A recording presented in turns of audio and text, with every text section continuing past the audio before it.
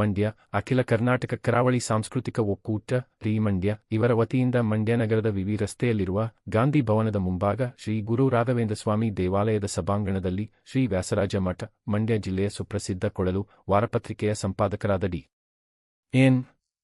ಶ್ರೀಪಾದುರವರ 75ನೇ ಜನ್ಮೋತ್ಸವದ ಪ್ರಯುಕ್ತ ಅಭಿನಂದನಾ ಕಾರ್ಯಕ್ರಮ ಹಾಗೂ ಉಡುಪಿ ಜಿಲ್ಲೆಯ ನಡೂರು ಮಂದಾರ್ತಿ ಗ್ರಾಮದ ಮಹಾಗಣಪತಿ ಯಕ್ಷಗಾನ ಮಂಡಳಿಯ ವತಿಯಿಂದ 2026 ರ ಯಕ್ಷ ತಿರುಗಾಟದ ಅಂಗವಾಗಿ ನಡೆದ ಯಕ್ಷಗಾನದ ಪ್ರಸಂಗ ತುಳಸಿ ಜಲಂಧರ ಯಕ್ಷಗಾನದ ಪ್ರದರ್ಶನದ ಕಾರ್ಯಕ್ರಮವು ಕರಾವಳಿ ಒಕ್ಕೂಟದ ಅಧ್ಯಕ್ಷರಾದ ಸುಧಾಕರ ಶೆಟ್ಟಿರವರ ಅಧ್ಯಕ್ಷತೆಯಲ್ಲಿ ಜರುಗಿತು.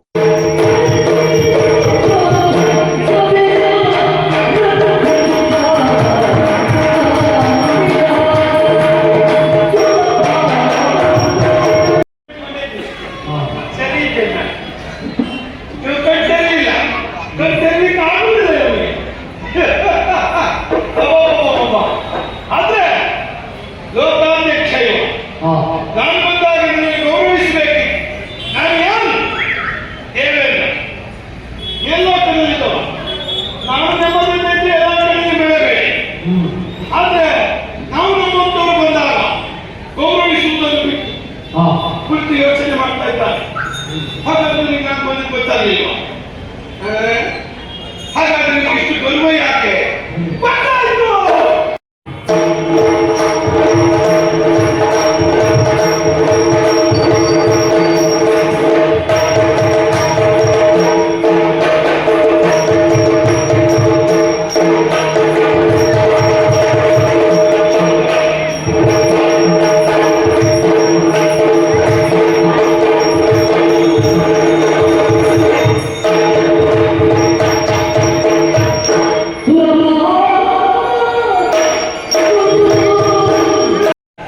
ಪತ್ರಿಕಾ ಸೇವೆ ಎನ್ನುವ ಲೆವೆಲಲ್ಲಿ ಆ ಸೇವೆಯನ್ನ ಇಷ್ಟು ವರ್ಷ ನಮ್ಮ ಮುಂದೆ ಮಾಡ್ತಾರೆ.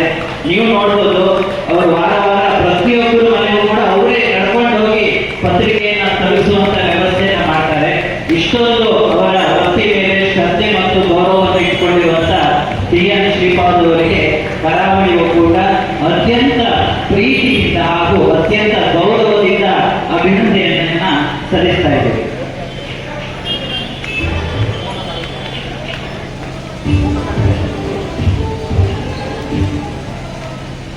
ಕರಾವಳಿ ಒಕ್ಕೂಟದ ಎಲ್ಲ ನಿರ್ದೇಶಕರು ಒಂದು 5 ನಿಮಿಷ ಬೇಗನೆ ಬಂದು ಗ್ರೂಪ್ ಇದೆ, ಎಲ್ಲರೂ ಬರಬೇಕು ವೇದಿಕೆಗೆ.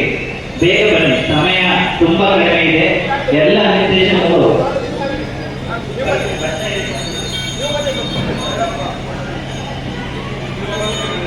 ಬಂದ್ರೆ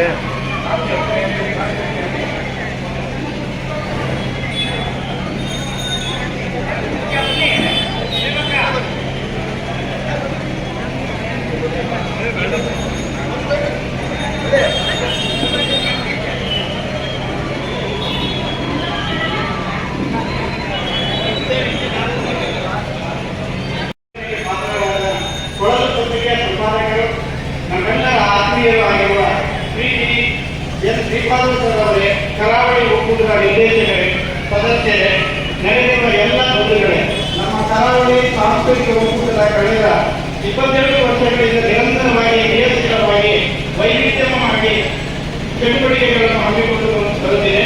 ಇವತ್ತು ಕೂಡ ವಿಶೇಷವಾಗಿ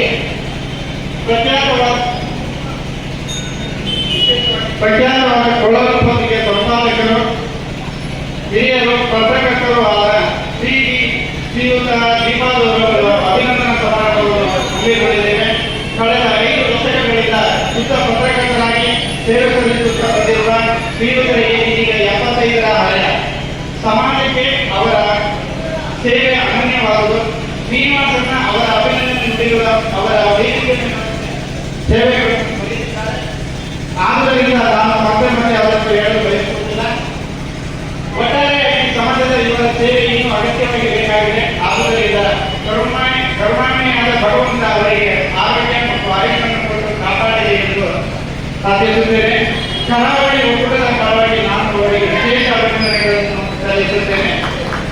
ಈ ಸಮಾರಂಭದ ನಂತರ ಇದೇ ವೇದಿಕೆಯಲ್ಲಿ ಕರಾವಳಿ ಶ್ರೇಷ್ಠ ಕಲಾವಿದರಿಂದ ತುಳಸಿ ಜಲಂಧರ ಎಂಬ ಪೌರಾಣಿಕ ಪ್ರಸಂಗದ ಯಕ್ಷಗಾನ